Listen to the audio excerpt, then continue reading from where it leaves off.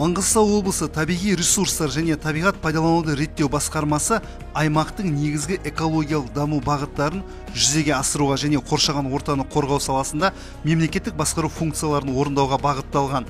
Басқарма құрылымында жобаларды экологиялық сараптау, табиғат қорғау жобалары және табиғат пайдалануды реттеу бөлімдері бар.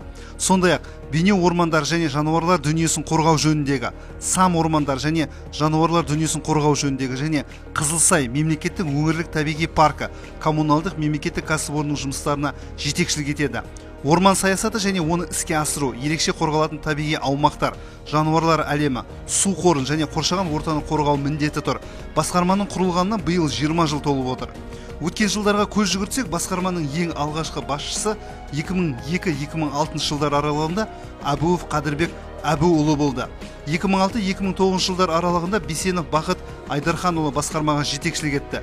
2009-2013 жылдар аралығында Жүнбасов Мұхамбет Мұратбайұлы, 2010-2011 жылдар аралығында Албытов Жиенай Албытұлы, 2011-2012 жылдар аралығында Жаңбыршын Еділ Терекбайұлы, 2013-2014 жылдар аралығында Дулат Алмас Серікқанұлы, 2014-2015 жылдар аралығында Ұлықпанов Бақыт Жұманазарұлы, 2015-2017 жылдар аралығында Сағынбаев Серік Орынбасарұлы, 2018 жылдан күні бүгінге дейін басқарма басшысы қызметін Құсбеков Дүйсен Темірұлы атқарып келеді. Айта кету керек, Тоғжанов Орынбасар Әбдіұлының басқарманың дамуына сіңірген еңбегі орасан. Ол 2004-2020 жылдар аралығында басқарма басшысының міндетін абыроймен атқарып келді. Біраз шәкірт тәрбиелеп шығарған ол бүгінде құрметті еңбек демалысында. Басқарма барлық мүдделі тараптармен қоян-қолтық жұмыс жасап келеді. Атап айтқанда, уәкілетті органдар, үкіметтік емес ұйымдары, халық қалаулылары, қоғам өкілдері, экологиялық және басқа да қоршаған ортаға бей-жай қарамайтын ұйымдармен өзара іс-қимыл әрекет етудің нәтижесінде бірқатар шаруалар атқарылды. Облыстағы экологиялық мәселелердің бірі құм сілемдерімен күреу жұмыстары. Мәселен, Үштаған, Тұщықұдық, Шебір, Сенек ауылдарындағы құм тоқтату жұмыстары 2021 жылы толықтай аяқталды. Үштағанда 649 гектарға жуық, Тұщықұдықта 847 гектар, Шебір ауылында 452 гектарға жуық, Сенек ауылында 1288 гектар. Жалпалағанда шөл алқаптағы 4 ауылдың айналасында 3236 гектар жасыл желектер пайда болды. Осыған орай, егілген қара сексеуілдерді әрі қарай күтіп ұстауға, қорғауға бейнеу ормандар және жануарлар дүниесін қорғау жөніндегі мемлекеттік коммуналдық кәсіпорынның меншігіне беру жұмыстарын бастап кетті және оған қосымша биылдан бастап 4 орманшы және 8 көмекші қызметкер штат бірліктерін бөлу жоспарда бар. Судағы қауіпсіздік саясаты жүргізу мақсатында 1400-ге жуық қашықтықты құрайтын Түркменстан шекарасынан Атырау облысының шекарасына дейін су қорғау аймақтары мен белдеулері орналастырылды. Маңғыстау облысының 2021-2025 жылдарға арналған аумақтарды дамыту бағдарламасының 2021 жылдың жоспарында тұрмыстық қатты қалдықтарды қайта өңдеу және кәдеге жаратылу үлесі 26,4% болса, нақтысы облыста 132.360 тонна тұрмыстық қатты қалдықтар жинақталып, оның 35.787 тоннасы, яғни 27% сұрыпталып кәдеге жаратылды. Облыста 7 арнайы жобамен салынған тұрмыстық қатты қалдықтар орналастыру полигондары және 16 санитарлық талапқа сәйкес келмейтін қоқыс орындары бар.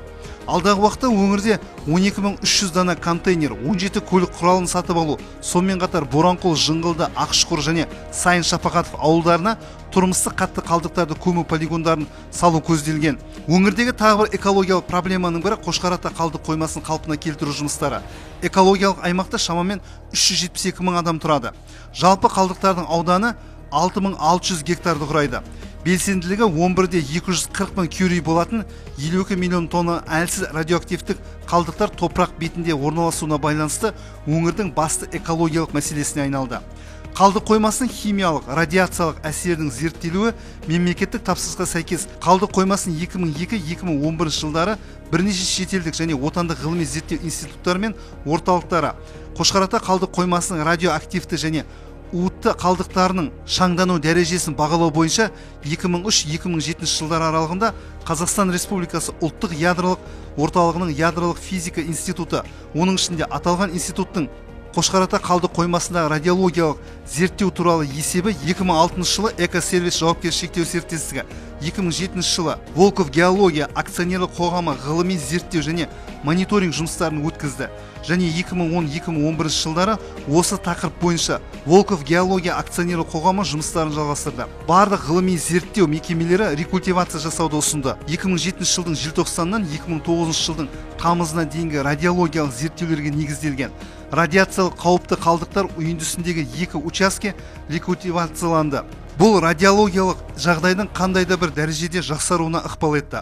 Одан әрі 2021 жылдың 10 қарашасында республикалық бюджеттен 1 миллиард теңге бөлініп, мердігер 2021 жылы рекультивация жұмыстарын жасап, 30 арнайы техникамен 70-ке тарта адаммен 266-да 10-нан 2 гектар жерге 819-да 3000 шаршы куб топырақ төседі. Бөлінген 1 миллиард теңге толықтай игерілді. 2022 жылға республикалық бюджеттен 3 миллиард теңге бөлініп, 905 гектар жерге рекультивация жұмыстары басталды. Бірақ 2022 жылы төлем жасалған жоқ. 2022 жылдың 1 мамырына шамамен 100 гектар жерде жұмыстар жүргізіліп, шамамен 300 мың шаршы куб топырақ жамылды. Үстіміздегі жылдың 28 ақпанында Қошқарата қалдық қоймасын қайта қалпына келтіру бірінші кезең жобасын түзету енгізу бойынша техникалық жиналыс өткізіп, хаттама жасақталды. Ал 11 сәуірде жобаны түзету арқылы 3 жақты меморандумға қол қойылды. Түзету жұмыстарын бастап кетті. Дүниежүзілік қоршаған ортаны қорғау күні қарсаңында Ақтау қаласында тұңғыш рет қоршаған ортаны қорғауға арналған халықаралық конференция өткізілді. Іс-шараға Қазақстан Республикасының экология, геология және табиғи ресурстар министрі Серікқали Брекешев, Маңғыстау облысының әкімі Нұрлан Ноғаев, Біріккен ұлттар ұйымы даму бағдарламасының Қазақстандағы тұрақты өкілі Якуб Бериш, өнеркәсіп секторының өкілдері, халықаралық және ұлттық сарапшылар қатысты. Қатысушылар энергия тиімділігін арттыру және қоршаған ортаға жүктемені азайту үшін озық технологиялық шешімдермен, сондай-ақ жасыл жобаларды іске асыру аясында көміртегі мөлшерін азайту бойынша қазіргі мүмкіндіктермен танысты. Сонымен қатар NCOC, Теңізшевройл, ARG, Павлодар мұнай химия зауыты сияқты ірі кәсіпорындар экологиялық көрсеткіштерді жақсарту тәжірибесімен бөлісті. Айта кету керек, бүгінде қоршаған ортаны қорғауда ең озық қолжетімді технологияларды қолданудың маңыздылығына назар аударылуда. Уақыт талаптары мен халықаралық тәжірибе ескеріліп, экологиялық кодекс жаңартылды. Негізгі бағыттардың бірі ең озық қолжетімді технологияларды енгізу, қоршаған орта сапасын нормалауға бағдар беру, үздік халықаралық тәжірибелер негізінде экологиялық талаптарды қатаңдату. Бүгінгі таңда әлемдік қоғамдастық ең озық қолжетімді технологияларды қолдануды негізге ала отырып, қоршаған ортаның ластануын болғызбау қағидатын ұстану. Прогресті тоқтату мүмкін емес. Бұл ретте ғылым мен техниканың барлық жетістіктерін қолдана отырып, қоршаған ортаға түсетін салмақты әлдеқайда азайтып, өсімдіктер мен жануарлар дүниесін сақтауға басымдық беріліп отыр. Сондай-ақ облысымызда жергілікті маңызы бар ерекше қорғалатын табиғи аумақтарға тоқталсақ, 12 аумақ бар. Жалпы аумағы 2.809.000 гектар. Бұл облыстың 17%-ын құрайды. Осы бойынша біздің облыс республика деңгейінде 3-ші орында алып отыр. Ал ерекше қорғалатын табиғи аумақтар көлемі жағынан 4-ші орында. Жергілікті маңызы бар ерекше қорғалатын табиғи аумақтар көлемі бойынша 1-ші орында. Оның ішінде 2012 және 2015 жылдары облыс әкімдігінің қаулыларымен жергілікті маңызы бар ерекше қорғалатын табиғи аумақтар саны 7. Олардың жалпы ауданы 1.046.746 гектар. Ұзындығы 800 шақырымдай.